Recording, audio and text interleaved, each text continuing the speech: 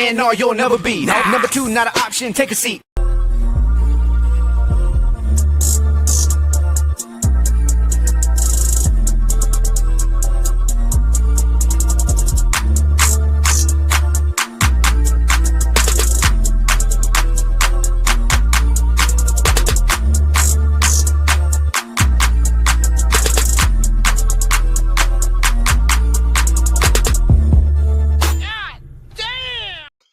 What's going on, everybody? Welcome back to another episode. This is episode 31, and we are going over probably out of these 6 episodes of the season so far, this has got to be hands down one of the best episodes. You know what I mean? It's definitely one of my favorite episodes. Looking at a lot of the reviews, comments, fan support. It's a lot of other people's favorite episode as well, man. Great way to start the second half of the season. And this is season 8, episode 6, the CuRicksous case of Bethjamin Button. And as you could hear it from the fucking the title itself, this is a Benjamin Button type episode. So let's go ahead and, for those that don't know what or who Benjamin Button is, let's get this share screen up. Welcome, man. You know what I'm saying? Another episode, man. Great episode. Let's go. Here we go. So, like I said, you know what I mean? Those that don't know, F. Scott Fitzgerald wrote a book called The Curious Case of Benjamin Button. That was way later on, turned into a movie starring Kate Blanchett and Brad Pitt. Basically, a man was born, a baby was born old, and as it got older, it got younger till it became a baby and, passed away. So, like I said, man, this was right from the jump. If you saw the cold open, you kind of already seen the direction this, this episode was going in. But right from the jump, man, this was a funny ass episode. It led into the very first scene where basically you see the monotony of Beth and Rick's life. Beth and Space Beth's life. You know what I mean? They got this boring ass monotonous life, and you could see they want change. You know what I mean? They're doing all this exciting shit. You know what I mean? Space Beth is in space. She's assassinating. She's obviously one of the biggest assassins in space. You actually see her assassinate one of the aliens. I couldn't get it. One of the aliens in the clip that she assassinates is actually one of the aliens that the Vindicators fight. So if you're familiar with the Vindicator episodes or the Vindicator comic books, one of those aliens that Space Beth kills is actually one of the Vindicators. So we see the tie-in there. We'll see maybe later on if we get some type of Vindicator episode with Space Beth. You know what I mean? Beth here on Earth, she's just going through her monotonous life, saving horses, doing miraculous shit, but it's just boring. Going home to an ungrateful ass family.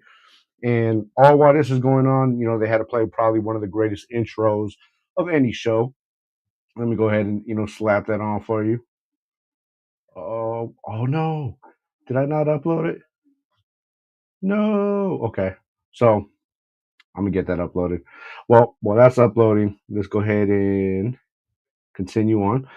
So Space Beth, and then, they go through this monotonous beginning. They get to, right here, boom, the family. You see Morty with his crossbody bag, as he calls it. Everybody clowns him because at the end of the day, fellas, let's just settle it right here, man. I don't care if you have a crossbody bag, bro. You know what I'm saying? Let me go ahead and get the zoom in so you understand what I'm saying. It doesn't matter if you have the crossbody bag, bruh. It's still a fanny pack. You know what I'm saying? What my man's got on, that's a fanny pack. You know what I mean? What Morty got on right here, that's a fanny pack. It's actually the same exact one too. You know what I mean? But yeah, bro, that's a fanny pack. So they, you know what I mean? They clown them. You know what I mean? They're just completely fucking over it, bro. Oh, here we go. Here's the intro right here. Greatest intro fucking ever. Oh, move that. Sometimes you wanna go where everybody knows your name. Come on, man. So that's the fucking opening. That's the if you watch the cold open, that's the music that's playing while all this shit's going on, man. And it's basically like the irony in that while it's playing the intro is just like you do the same thing every single day, or your life doesn't really change to the point where no matter where you go in your everyday, everybody knows you. You know what I mean? Like your life has no change. Like in Cheers, everybody went to work and they went to the bar. Everybody knew each other. They knew each other's lives. That's how it was. You know what I'm saying? And that's basically what their lives have turned into is just this boring ass fucking, you know what I mean, everyday monotony. So Rick actually makes the comment, do whatever you want. Nobody cares about a Beth episode anyways, which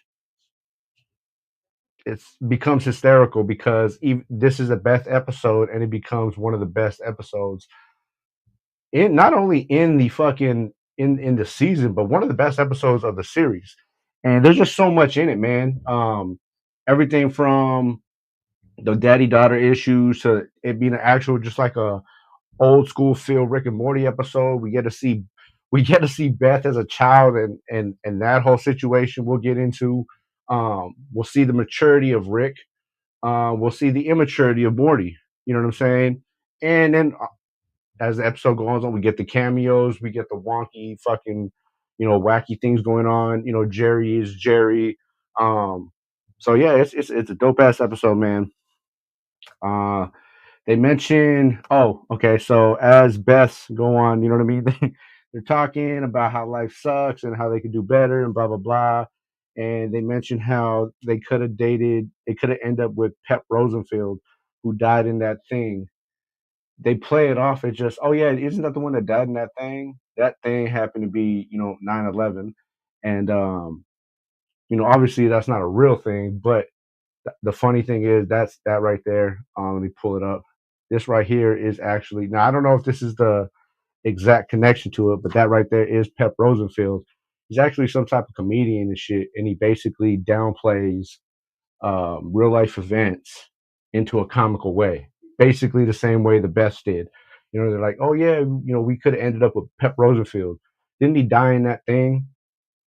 Being not that thing being 9/11. You know what I'm saying? So I wonder if that's the connection because, like I said, this is a comedian who downplays politics, tragedies, all types of shit. So, I don't know if that was that, but we got to see, due to the de-aging machine that Space Beth had, we finally got to see Beth. And not only did we get to see child Beth, but we got to see it twice. And they are fucking insane. All right. We knew of the insanity of Space Beth, or I'm sorry, we knew of the insanity of Child Beth, which are about 10 years old at this time, I would assume, because when they died, when Prime Rick killed Diane and Beth, Beth was about 10 years old. You know what I mean? So I'm assuming that Beth at this point is about 10 years old. Um, they're watching some type of plane crash and they find it hilarious because, like I said, they're completely fucking insane. But we go back to the episode of the ABCs of Beth, and we see the box of toys that Rick had to create for Beth when she was a child because she was fucking insane, which is why Rick created Fruity Land, which there was that whole episode where made up fucking creatures and all types of shit. You know what I mean, to entertain Beth. She got the neighbor's dad locked up because they thought he ate his child. All that shit. You know what I mean?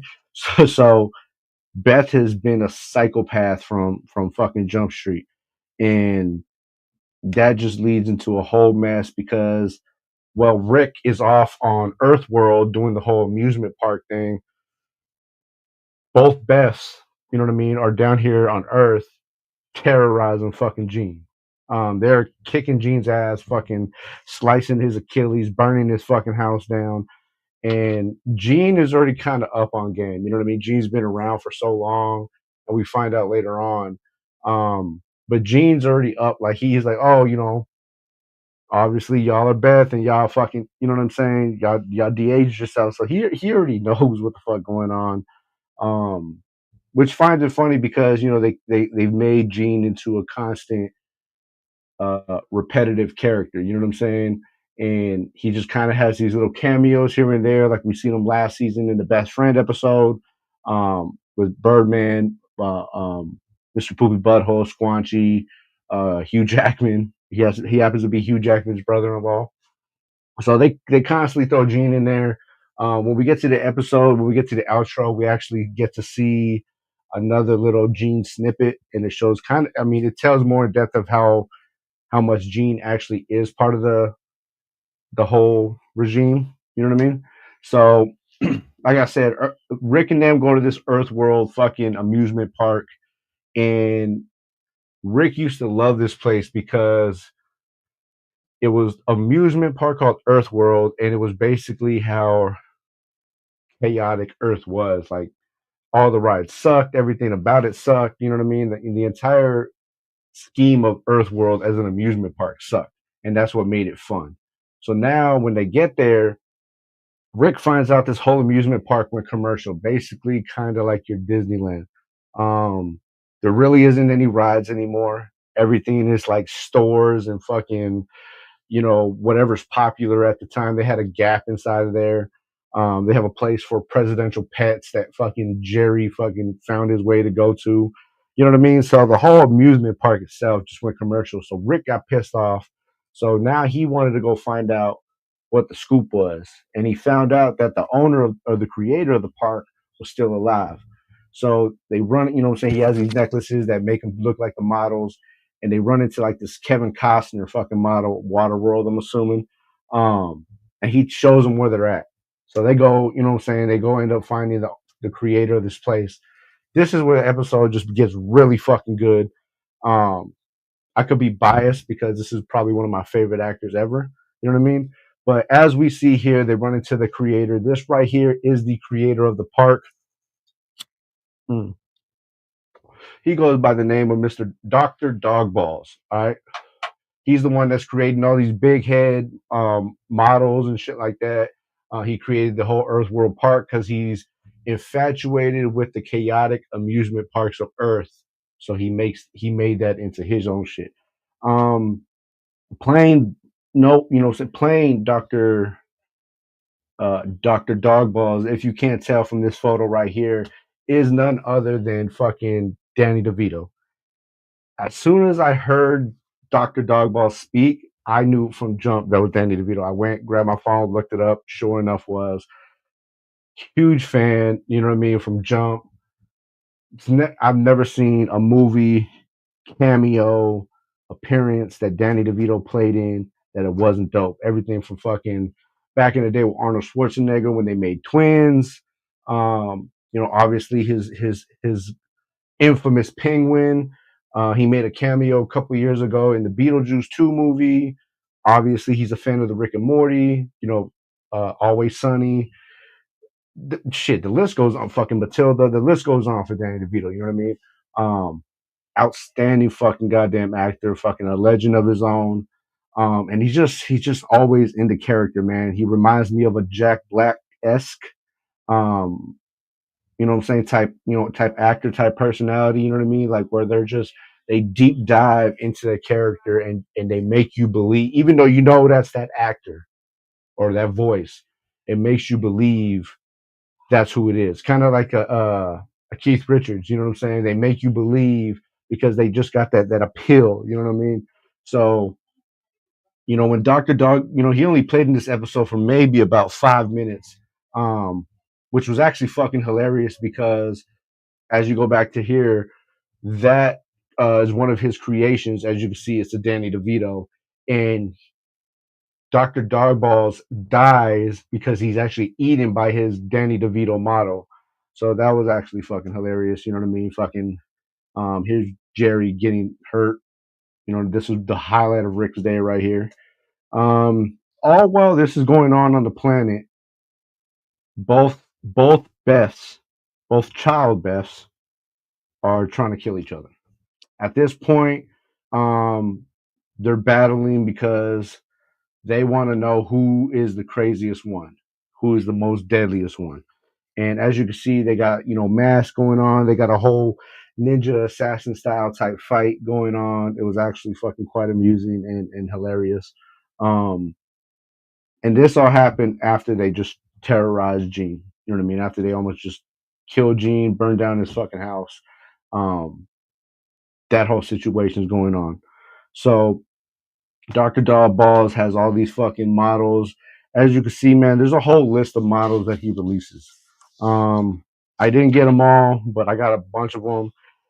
You see a Bill Gates model, Marilyn Monroe, Hitler, Nick Cage, Weird Al Yankovic, Mike Tyson, as you can see right there, Pennywise, Danny DeVito, Count Chocula. Yeah, exactly who I said, Count Chocula, as in the Count. John Legend, the Macho Man, and Steve Buscemi.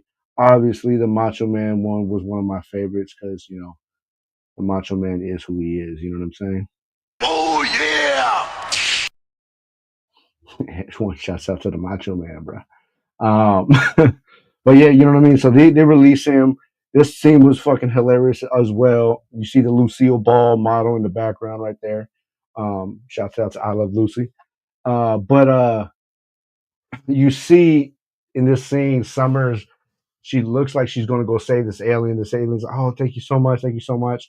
Actually, she's just looking for the keys, and then she ends up fucking like pushing the lady off, and the lady and still ends up getting fucking eaten by these goddamn creatures. Well, when you think about it, they're kind of like zombies. And the reason I say that is I'll get to it in a second. So in this scene, we see Morty getting attacked by this seven-headed McCulkin family. For those of not familiar, Macaulay Culkin, Home Alone, which they actually make a couple. Now that I think about it, they can make a couple of Home Alone references in this movie. This being the first one. So you see the whole McCulkin family. There's like 7 of them. They're all trying to attack Morty. Summer ends up smashing them and ripping off Rory McCulkin's head, and Morty ends up using it. The reason I say it's like zombies is because I just so happen to be binge watching The Walking Dead, and this is basically the scene where the whispers, for those Walking Dead fans, this is where like the whispers are around and they're using the dead people, the zombies' heads and faces as disguise, and they're able to walk with the whispers, because that's exactly what happened here. They took off the head, gave it to Morty, and they were able to walk in the crowd with the models without getting eaten. So I thought that was fucking hilarious. More so because, like I said, I've been binge watching 11 fucking seasons of The Walking Dead. I literally have 3 episodes left, and I'm done. So once I seen that, I knew exactly where that shit was from, and I thought that shit was fucking hilarious.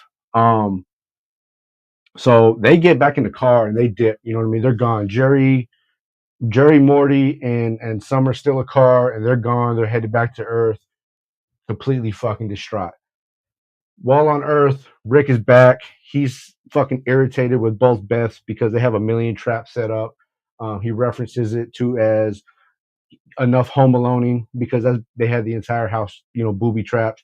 They end up hitting him with the old switcheroo, you know what I'm saying? And sitting him in the de-aging machine, and they turn that shit up to 360 years old.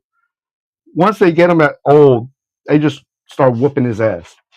You know what I mean? Both Beths are whooping his ass, and at that moment made Rick proud. And the whole concept of it, and this was like I said back in the beginning, this was the father daughter moment of the episode. You know what I mean? You have both Beths, one being a clone, one being the original, speaking to a Rick that's not even actually her dad. You know what I mean? This Rick, the Rick that's her dad, died.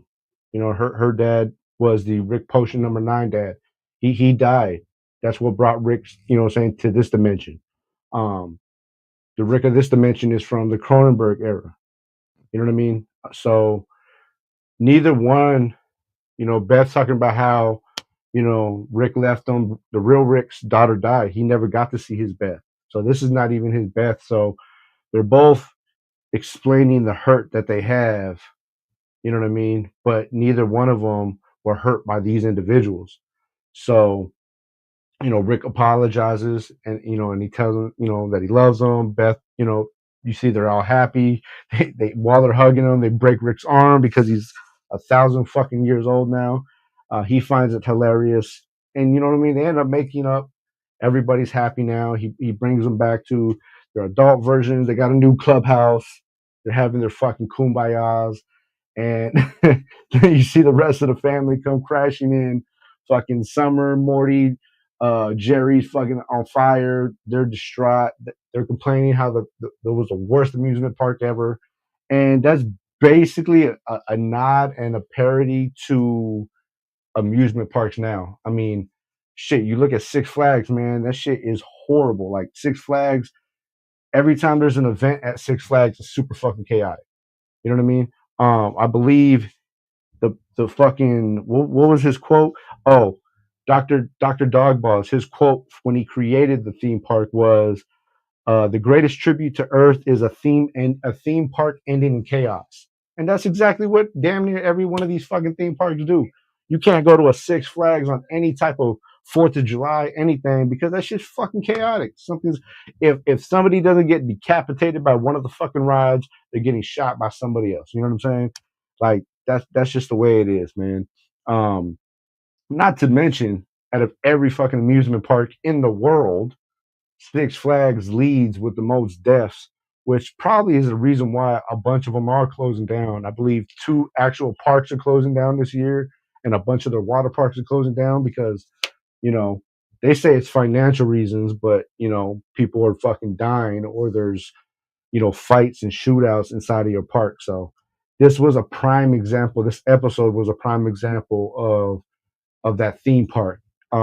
They do mention like a Jurassic Park, Westland, or was it Westland type of feel.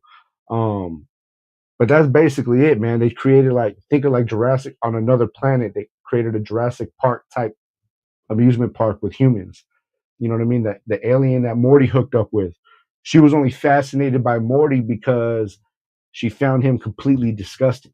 You know what I'm saying? Like that's all they kept talking about was how disgusting humans are, how disgusting the human race is, and it took forever for Morty to catch on before he realized, like, oh, I'm just a pawn to you, I'm just a toy to you. You know what I mean? Which is exactly what it would be like if you went to the zoo and you seen a fucking animal. They're just amusement to you. You know what I mean?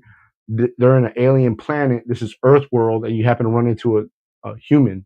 So it's like amusement to these aliens. You know what I'm saying? So um, I thought all that shit was fucking. You know what I mean? That was funny. Let's see. So that was the end of the episode. Once we got to the very end of the episode, you know what I mean? There's the whole 911 calling with Gene. We come to learn that all of Gene's 911 calls are intercepted by Rick. Um, in order for nobody to find out all the shit that's going on. There's messages left about how he's watching Rick's house disappear. He mentions how he doesn't know why 911 has a voicemail because nobody ever comes and saves him.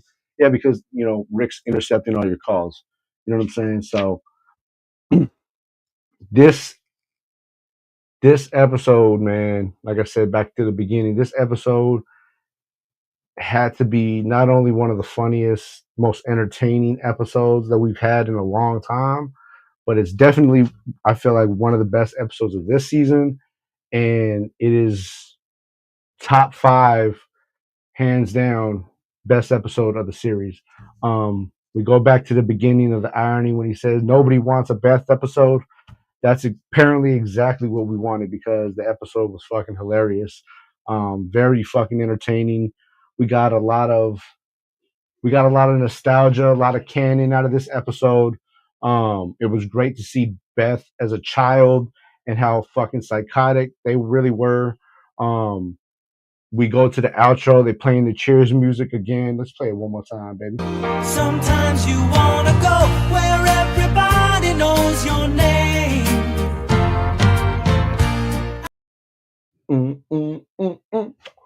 You know what I mean? So, and then you see the Beths now as adults helping Gene fix his house and shit. Great episode, man. You know what I'm saying? I loved it. If there's anything, that I missed, please feel free to comment, share, to let me know, and we'll talk about it next week. Hold on, let me see. Let me see if before I get out of here if I missed anything. Let me see. I think there was one more thing I wanted to talk about before we get out this piece. This episode's fucking hilarious, man. Shouts out to Danny DeVito one more time, bro, because that, you know what I mean? Anything that Danny DeVito, you know, fucking throws himself into, he's always fucking hilarious, bro. Let's see. No, that's pretty much it, man. Oh, yeah. On the fucking, like I said, they did mention Jurassic Park several times as well. When they're leaving the park in the car, Jerry makes a Jurassic Park reference, and you can see on the license plate right there on the bottom, JP3 sucks, hinting back to how Jurassic Park 3 probably wasn't one of their best out of the series.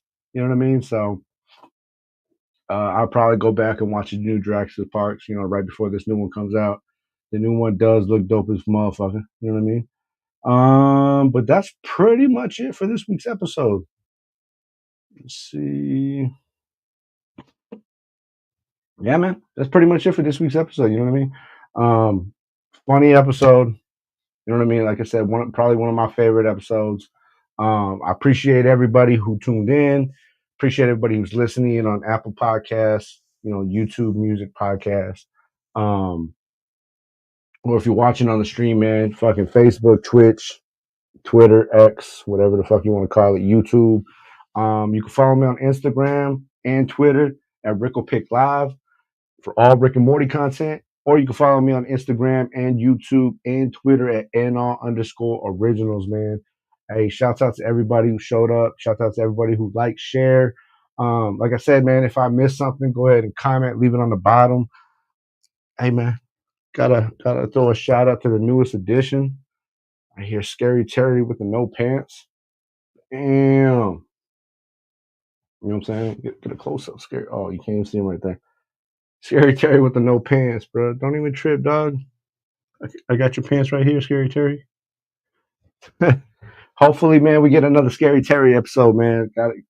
Hands down, one of my favorite fucking characters. Any character that uses, you know what I'm saying, the reference of bitch over and over, it got to be one of my favorite characters. Not to mention he's, you know, the parody of one of my all-time favorite fucking horror film characters, you know what I'm saying? So, hey, but until next week, man, I appreciate everybody tuning in. Hey, fun episode. See y'all next week.